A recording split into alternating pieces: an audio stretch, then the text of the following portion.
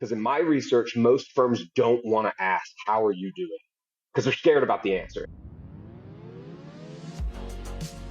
Welcome to Personal Injury Mastermind. Each week we examine how the best in the legal industry go from good to go. I'm Chris Dreyer, founder and CEO of Rankings.io, the legal marketing company the best firms hire when they want the rankings, traffic, and cases other law firm marketing agencies can't deliver. Here at PIM, we don't just talk about it, we are about it. If you're ready to dominate the personal injury arena and champion your firm, join me at PIMCon, the first ever official PIM conference. Conquer marketing, network with titans, celebrate excellence, and go for the gold this September in Scottsdale at the 5-star Phoenician Resort. Secure your place among the elite. Reserve your all-access pass into the winner's circle at pimcon.org, where we take you from good to go. All right, let's get on with the show. Immediacy, transparency, real-time reviews, ownership after referrals. This is the future of client engagement. Consumers expect the same level of service from attorneys as they do from global providers like Airbnb, Uber, or Amazon. As a result, transparency, efficiency, and mobile connectivity are non-negotiables. Case Status aligns with these consumer tech trends to deliver a modern experience. This slam dunk solution transforms the client experience, reducing friction in client communication while fueling firm growth. The results are happier clients who provide more reviews and referrals while staff capacity expands. VP of Product Marketing Paul Bamert is here today to help keep your firm at the forefront of tech-based client service. Paul built his career at the intersection of business and technology.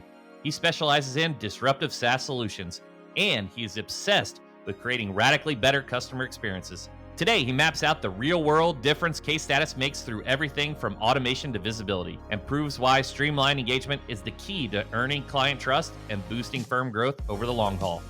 Here's Paul Bamert, VP of Product Marketing at Case Status. We're a software solution for law firms who care about their clients, right? So our software platform, unlike a lot of the other legal tech out there, is radically focused on the wants and needs of your client. And to make all of that happen while making you scale better on the back end, right? So we study the behavior of consumer trends, which are changing all the time, and how we can use those trends to deliver technology that allows your client engagement to be modern and scalable. And that drives firm performance. It makes your staff happier. And ultimately, in the big picture of sort of like long-term outcomes of a going concern, which is what most legal practices are, it drives growth, earned growth, strong brand growth. It turns your clients into raving fans. And those are the most powerful things for a law firm to be around for 10, 20, 30 years and to, have a real establishment in the community. And that's what we're all about. So we feel we're a little bit different because we're not focusing on the legal work. We're not focusing on what happens in the back office. We are exclusively focusing on that relationship between the firm and the client in this digital day and age. There is this entire client journey from the first touch point to the very end, and then even maybe after, right, their case is done, you could turn them into this evangelist type of scenario. So I think what a lot of people are maybe what's popping in their head is, I've got a CRM or I have a Clio or a Filevine. And some of these tools have some capabilities to text or to communicate with their clients. So why would an attorney who maybe has already adopted, say, a Litify or a Filevine or whatever, think about also incorporating Case Status? Let's start there before we talk about the different applications of the client journey. Yeah, no, I think it's a great place to start because those companies are doing awesome things. And the idea of adding client portals, which is oftentimes where the vernacular goes, to those systems seems, initially intuitive. And you can go to Google right now and type legal client portals and you'll get a lot of different answers. The thing you'll notice is you'll actually get 4 or 5 sponsored entries, which means people are hunting on that word. The fact that they're hunting on that word means a lot of people are searching for it. Why are they searching for it? Because they got real pain. Stuff is not working as effectively. And the most sort of superficial symptom is come back from lunch and you just have email and voicemail and everybody's asking the same question, right? What's going on in my case? So where these practice management or case management are really good in my take is on the back office, right? They have built their happy clients and their whole business proposition on this idea of helping attorneys get the work done and do it better. The work has to get done. So when they add a portal, typically what we see, though, is there is this bias to staff when you build a user experience. For instance, we'll just build a web portal and we'll go with that. Consumers aren't using browsers, right? So if you immediately launch a browser portal and say, we'll build it, the clients are going to come, you immediately put yourself at a disadvantage with a headwind because consumers aren't using browsers. Staff, on the other hand, love browser portals. Why? Because they're sitting at a desk doing work in a PC, like I'm on this MacBook, right? Throw up a browser, do software as a service. It's very commonplace for work. But for the consumer client who's on the move and using their smartphone 5 hours a day, they're spending their time in apps. And apps are really sort of one of those things that is a nuance. And again, they could choose to go with an app. There is other considerations to be, but that seems to be one of the biggest things back to the CRM or the practice management, the case management is they're really good at the back office. We integrate with all the leaders out there, Chris, and that's important to state. Right? We do not want to create a second source of truth. The case management and practice management, that's where it is. So we do believe in strong integration, which is not an easy task, to be able to pull from that single source of truth and build that window for the end users. Yeah, and I want to talk about all those applications, with the case managers and identifying constraints and kind of getting into that. But I had just kind of one thought. So this is mainly to keep, from my understanding, to keep the consumer aware and abreast of what's going on. Would this work from like let's say a referral capacity? So we had James Helm from Top Dog Law on, and one of the issues that he's had is he may refer a case to another firm. He's got to like check in to see the status of his case, and he doesn't really know, and maybe they have different technology. Would this be something that could potentially benefit him? Because like the consumer, he's kind of in the same way. Like, I don't know the status of the case, and he's got to send these kind of check-ins. We do have a use case for that type of scenario, and I'll boil it down to a marketing. So when we talk about client engagement and a lot of the legal tech out there, we haven't really talked about intake. So when we think about those interactions, right, that's where it all sort of begins and rolls through. But the truth is, once you bring them in and make them a client, right, and you bring them through that journey, ultimately they're your best asset to go back to this virtuous cycle of intake. And that's where we begin that measurement process as well. So not only are we giving the conduit by which the law firm can provide updates, drive communications, run checklist items, manage appointments so that the client doesn't fall between the cracks, missing appointments on important timelines. But we can actually also ask, how are you doing, right? And measure. And so there's two kind of sides to that, which is when somebody gives you a 9 and 10, and even if it's early on, that's great for asking for a referral directly. That's the time when you want that person to say, yeah, I have my contact information right here. Let me just text. Reviews is the other thing, right? Which is go on to my Google account and leave me a 5-star review because you gave me a 10 when I asked you how are you doing. Those are the good sides of it. And that's where it does beget growth for the personal injury firm, exposure, very micro. Like again, these happy clients are basically one of your best marketing budget, and they make your marketing dollars go further. On the flip side, there's also the check engine light. We celebrate when you get a 6. Because in my research, most firms don't want to ask, how are you doing? Because they're scared about the answer. And legitimately so, because when they get a 6, there's no playbook to do, oh, what do we do here, right? And when you get the 6 or the 5, we can build automations that help you tee up that check engine light, right? It's on. Well, what's wrong? Well, you have a low oil level. Well, let's get that oil checked out, right? You can build playbooks in the automation that, follow up immediately, offer to schedule a quick appointment to rebuild trust and get them back on track. And there's a lot of research that shows that those 6s that get turned into 9s or 10s are that much stronger. And so that's the really cool thing about engagement. They come to us because they're like, I'm pulling my hair out. I need to do my legal work, but I can't because I'm constantly replying to the same question over and over. So we're able to solve that pretty early in the outcomes. But once we do that and we start measuring how happy they are, we can start moving people from the low scores to the high scores and know why, and then do more with them down the road. And that's where we get into some of the ideas that I really am pushing, which is called earned growth, right? Which is that tailwind updraft to your business of happy clients doing the work for you and making your intake and marketing spend go further. Let's talk about the application of case status on this journey, right? Different major milestones. We've got like the initial sales intake, and then we've got kind of the beginnings of the case and kind of the mid journey, and then towards the end, tell me kind of like just some examples of like what I might receive if I was a consumer, and how that process worked. And I guess let's just start from maybe the sales intake side at the very very beginning. So let's assume that you're using traditional methods by which to bring those folks in, and you're making them a client. The best part about it with our most successful customers is they're actually talking about the fact that they have an app. We have a few folks that are actually putting it on billboards and showing. We have one immigration firm. I know it's not related here, but it could be a good analog to the personal injury that has a lot of bilingual or multicultural area. She gets on her website and just goes, on a video talking about in Spanish the app. And so we do believe that there is a part of intake that says, look, we're different. We use technology the way you expect to use technology. And so when they come in, they kind of know what to expect. And so their first thing they get is an invite, right? Like we all get from an Uber app. It would do a little invite and challenge to you to make sure you're authenticated. That just comes to your cell phone. So again, a few use cases that we've had in personal injury, workers' comp, and others is some people don't have an email. So they come in, they download the app off of the Google or Apple store, and now they're into their journey. It's firm branded, it's your colors, look and feel, and I know exactly where I'm at. I'm in stage one. Well, what's stage one? I have a description there. Click on it, see more information.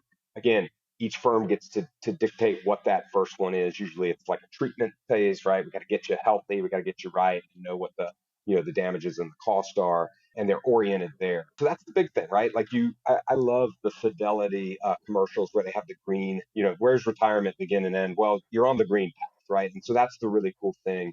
You're injured, you might be out of work, you might be out of compensation, but you can come here and see that you're on track where you need to.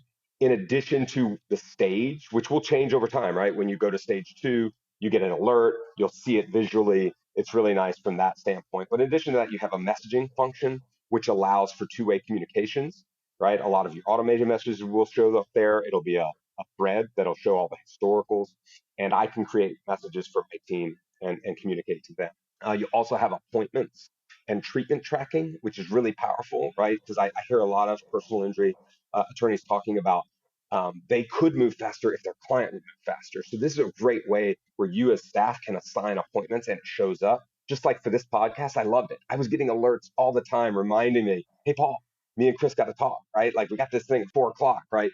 So those constant reminders. I mean, imagine if you had that case that had so much potential, but your client's kind of like, not really organized, right? Where that smart devices constantly tell them to get there. The other thing it has is treatment tracking. So when they get done with the appointment, they can give immediate feedback to the personal injury team about how it went. What happened there? Was it a good appointment? What was the output? So really powerful bi-directional piece of information. Keep them on track. The last thing, and I'll stop there, is the process tab, right? So it shows it soup to nuts, beginning to end.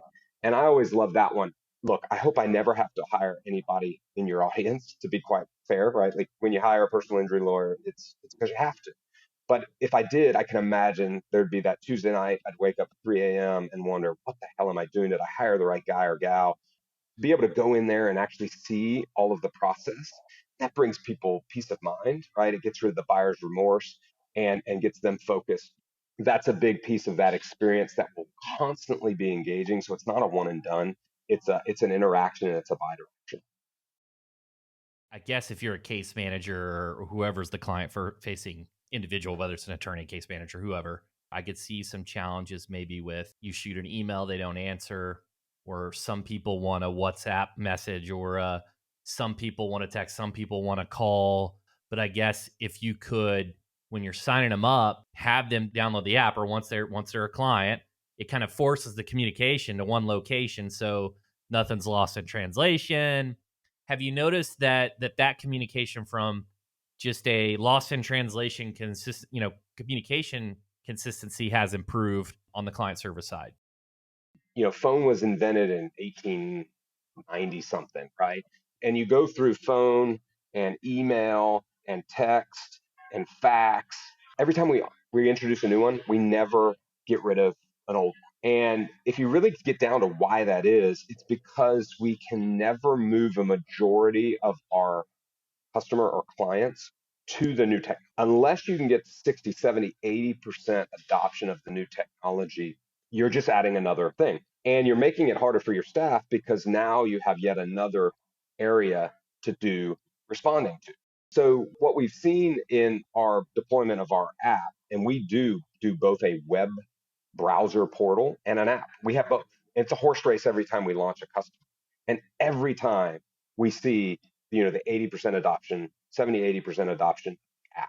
There's this really great piece of research from Data Reportal and eMarketer that shows this 5 hours a day and 93% of time in apps. So that app has turned out to be the consolidator. So when you look at the successful family of firms that are using our solution, and there are a lot of PI folks that are doing it, what they're able to do is not just eliminate email and phone and text, they're able to greatly reduce it, almost eliminate it, where they're basically taking the Pareto principle and saying 20% are going to use these old technologies, but 80% are going to be consolidated in a single place. And that's an amazing step forward. I mean, again, I won't show my age, but I never thought in my time that emails could be made obsolete. They can be made obsolete. So it's really consolidation story when it comes to the messaging. And a lot of the chasing and all that stuff is, but you're exactly right. It all aggregates on the smart device. So whether it shows up as a message in the app or on the app with a little red dot saying you got a message, or as a push notification, or as a backstop, an SMS text, it's all there. And it's all going to the same place, just like your reminders to be here on time, right? Like so that's the big thing that keeps that client focused and on task. One of the things I see a lot of times with these negative reviews on Google is one of the biggest issues is, well, I don't know the status of my case, or I haven't got an email in forever. So this kind of solves a lot of it. This is a tool that can impact profit. So we talked about the applications of getting more reviews. We talked about it for, maybe you don't have anybody poaching your client, right? And then they get unhappy and go to another attorney. We do have a use case for that as well, because when you do all the work on intake, right, for whatever reason, you've captured that opportunity. And even if that person needs to get with a specialist or work with somebody else in your network, arguably you should own that brand. So one of the things we can do is actually bring in an attorney outside of your PLLC, right? And actually let them use our case status platform. So you own the relationship, right? And you bring in this up. So it's not just about handing it off and hoping for the best and hoping that your brand stays intact. No, you can say that your firm owns that relationship. You can bring in some neuro or brain injury specialist that maybe is in your network, right? Work the case, but at the end, think what you get, right? It's not just the poaching during the case, potentially. You get that review, lifetime of, and we see that, I call it the client alumni, right? They're not necessarily going to delete that app off of their phone. You can communicate in perpetuity, right? Nothing better than sending that anniversary of your settlement automated message. Congratulations, right? It was a year ago. Can you believe it? We wrote you that big check. And they get that message. And now they're not doing that favor for that other attorney. They're doing it for your law firm. Wow. That is a huge value add. I'm really excited to share that and just emphasize that. Thank you for bringing back to that point. I want to lean into leverage and capacity, right? So case managers, if you're a volume shop, you might be able to do 100 on the docket. You might have 150 or 200, right? Who knows, right? Does this give you more capacity because you're utilizing software so it speeds up from an efficiency standpoint? Does it help you identify constraints in terms of maybe this case manager's got too much and you need another case manager? How does it impact that from like a labor-based leverage perspective? Yeah, so what I see, I mean, there's a couple ways to look at that. And I do think it pushes the upper echelons of number of cases per attorney or per caseworker, right? So the productivity is definitely there, and we have use cases of that. What we typically see first and foremost is just getting staff back on legal type work, right? And out of the distraction. So that's always a productivity gain in and of itself. But the other side that I think when you talk about growth and sort of swinging for the fences kind of a moment, I look at Ryan McKean at Connecticut Trial Firm. We've worked with them extensively, and he did a session, this focus on getting that $100 million settlement or verdict, which they recently got with a particular case. And those to me are very intriguing cases because I don't know if you've ever followed the pharmaceutical business, but to bring a pharmaceutical to market can take a decade. And a company can easily go bankrupt on the way to that because of the amount of trials and just efforts, hoops they have to run through. And people wonder why pharmaceuticals are always trying to make bank when they finally get to market, right? But it's because of that heavy upfront capitalized period. The thing that's dawned on me is some of these big cases that your audience have to go after, you can actually go broke trying to get there, right? You know that it's good. And so Ryan's use case is very interesting. So, knowing that he wanted to set up a firm that could have that big flagship moment, you can't just do that and nothing else. So what he was able to do, because he built, with Fileline and with Case Status and the integration and his whole tech stack actually working together, was he could run his staff efficiently on the keep the lights on case, your traditional average case, right? Which Connecticut trial firm has lots of those, right? Not every case is the $100 million verdict. And so I think that's a really intriguing way to think about, everybody has a portfolio. Not all personal injury cases are the same. And depending on how you want to manage your business, you want to keep your options open for those bigger enterprise deals, as we would call it in Case Status, right? Those enterprise verdicts. And then you have your small medium. And that's where I think it gives an organization the more flex. It's not about getting 400 small cases versus 200, right? There is a law of large numbers there, but I don't think that's what we see our firm. So it's a little bit more of just more dynamic firm management to get the cases and maximize each one, knowing that your team is focused on the work, not on the. You have client service software, right? That's at its key. And you opened with kind of the elevator pitch of what it does. Who's it for? Why should they be thinking about this? Also, pricing. This is a new segment to the business, right? Like law firms are a little bit behind what the banking industry, for instance, did in 2008 and started to do. And that's natural, right? Because we're all sole proprietors at some level, or we're a conglomeration of attorneys. So the idea of having technology that services your clients and that engagement and makes it intimate while it's not human to human, if that makes sense, right? There is still the human to human interactions, but more and more of the percentage becomes technology proxy. And to be able to do that, that makes it still feel human, is what this client service idea is all about. Pon Lahaki will talk about us in Philly, and they will say, "This is my customer client operations platform." So regardless of what I call it, I love it when they say something like that. But client operations platform doesn't mean anything to the average PI attorney. They're not thinking about it.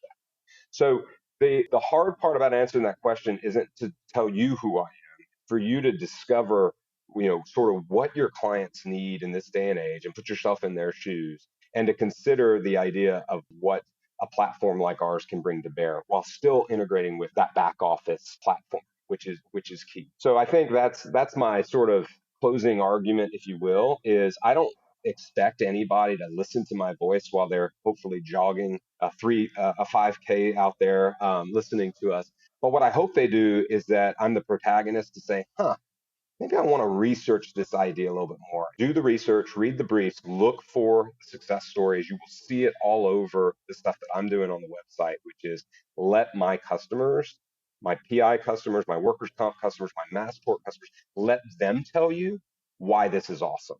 And it's not going to be because of some marketing statement. It's going to be because they reduced my emails, they reduced my phone calls, they saved me this amount of hours per year.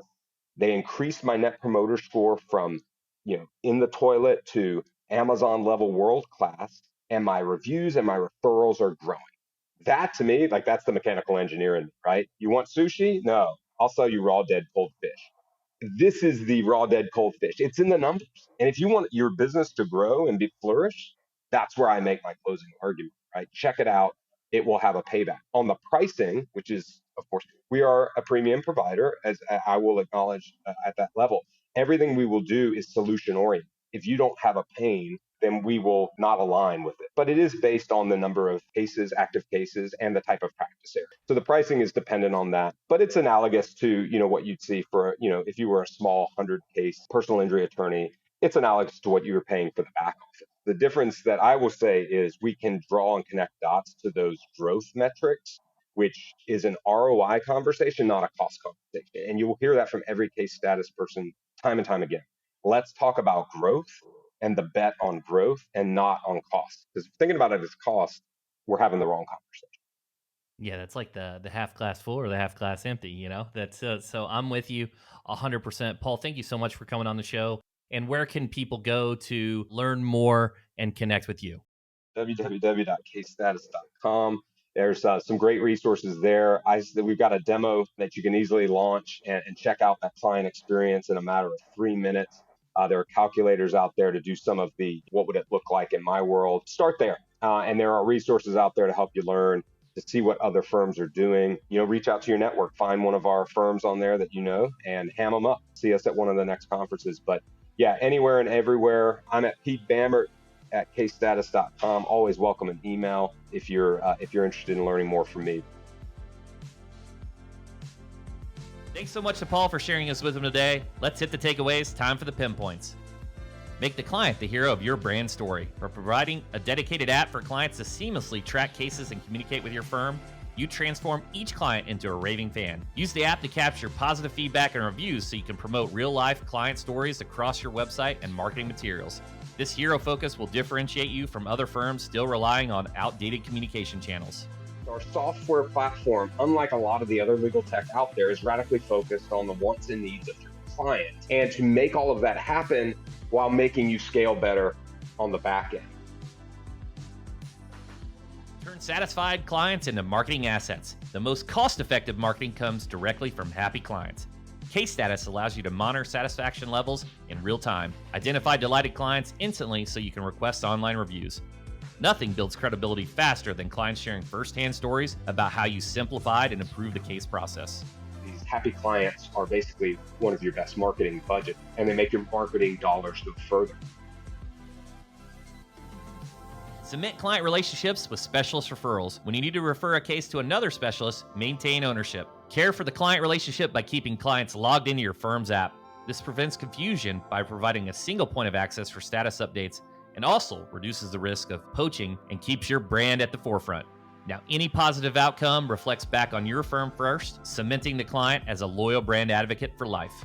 Own the relationship, not just about handing it off and hoping for the best and hoping that your brand stays intact. No, you can say that your firm owns that relationship.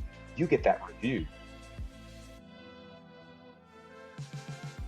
All right, y'all, that's it for today. But before you go, I want to extend a personal invitation to PIMCon, the official PIM conference, September 15th through 17th. I would love you to join me to learn how to conquer marketing, network with titans, celebrate excellence, and take your firm from good to GOAT.